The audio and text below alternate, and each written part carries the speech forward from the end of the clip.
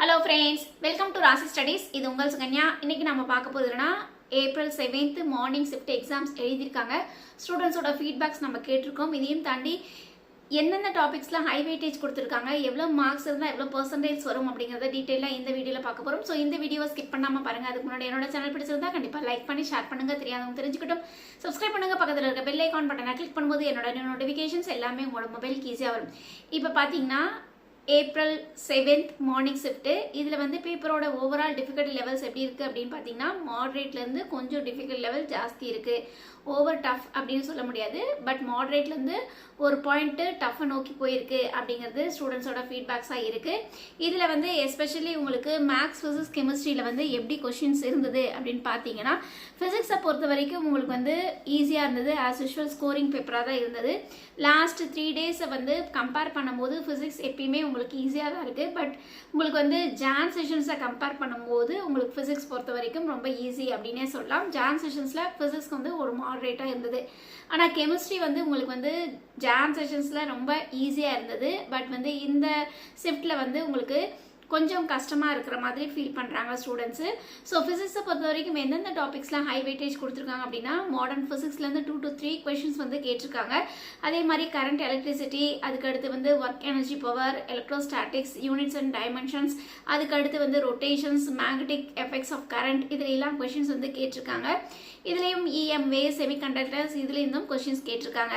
So கெமிஸ்ட்ரியை பொறுத்த வரைக்கும் உங்களுக்கு ஆஸ் யூஷுவல் லாஸ்ட் 3 daysல எப்படி இருந்ததோ அதே மாதிரி தான் இருந்தது. பட் இந்த ஷிஃப்ட்ல வந்து உங்களுக்கு பிசிக்கல் கெமிஸ்ட்ரி வந்து ஹை வெயிட்டேஜ் கொடுத்துருக்காங்க. அது மட்டும் இல்லாமல் ரொம்ப லென்த்தி கால்குலேஷன்ஸ் அப்படிங்கிறது ஸ்டூடெண்ட்ஸ் வந்து ஃபீட்பேக்ஸ் கொடுத்துருக்காங்க.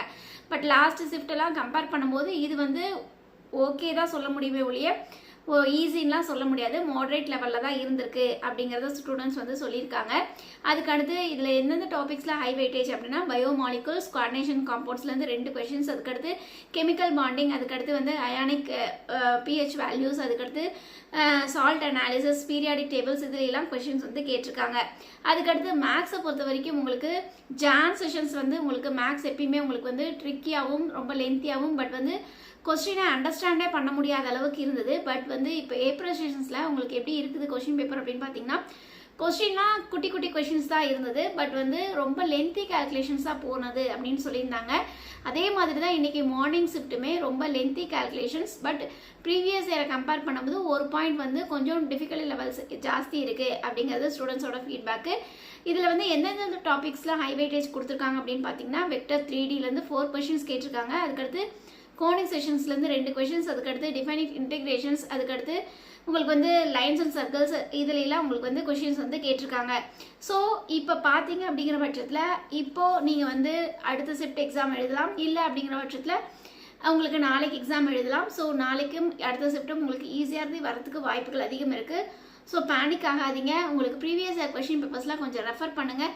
ரெஃபர் பண்ணிட்டு போனீங்கன்னாவே கண்டிப்பாக உங்களுக்கு ஈஸியாக தான் வரும். ஓகேவா? இதையும் தாண்டி உங்களுக்கு பர்டிகுலராக இப்போ ஜெய் மெயின்ஸ் எக்ஸாம் எழுதிருக்கீங்க. இப்போ ஜெய் அட்வான்ஸ் எக்ஸாம்ஸ்க்கு ஏதாச்சும் ஸ்டடி மெட்டீரியல்ஸ் வேணும், ஃப்ரீயாக வேணும் அப்படின்னா கீழே டிஸ்கிரிப்ஷன் பாக்ஸில் இண்டிவிஜுவல் வாட்ஸ்அப் நம்பர் இருக்குது.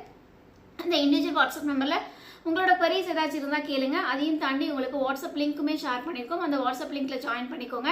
இந்த மாதிரி நிறைய அப்டேஷன்ஸ் வந்துகிட்டே இருக்கும். இதையும் தாண்டி நீங்கள் பார்க்குற புது நபராக இருந்தால் கண்டிப்பாக லைக் பண்ணிட்டு பாருங்க.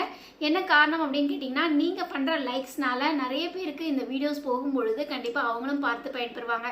ஏதோ ஒரு சின்ன லைக் அடுத்தவங்களோட லைஃபையே மாற்றுது அப்படின்னா கண்டிப்பாக லைக் பண்ணுறதுல தப்பு இல்லை அப்படின்னு நினைக்கிறேன். ஸோ கண்டிப்பாக லைக் பண்ணிட்டு பாருங்கள். அதுக்கடுத்து இந்த மார்னிங் ஷிஃப்ட்டில் வந்து உங்களுக்கு வந்து எவ்வளோ மார்க்ஸ் இருந்தால் எவ்வளோ பெர்சன்டேஜ் வரும் அப்படிங்கிறத நம்ம இங்கே சின்ன கால்குலேஷன்ஸ் கொடுத்துருக்கோம். ஸோ செக் பண்ணி பார்க்கலாம் வாங்க.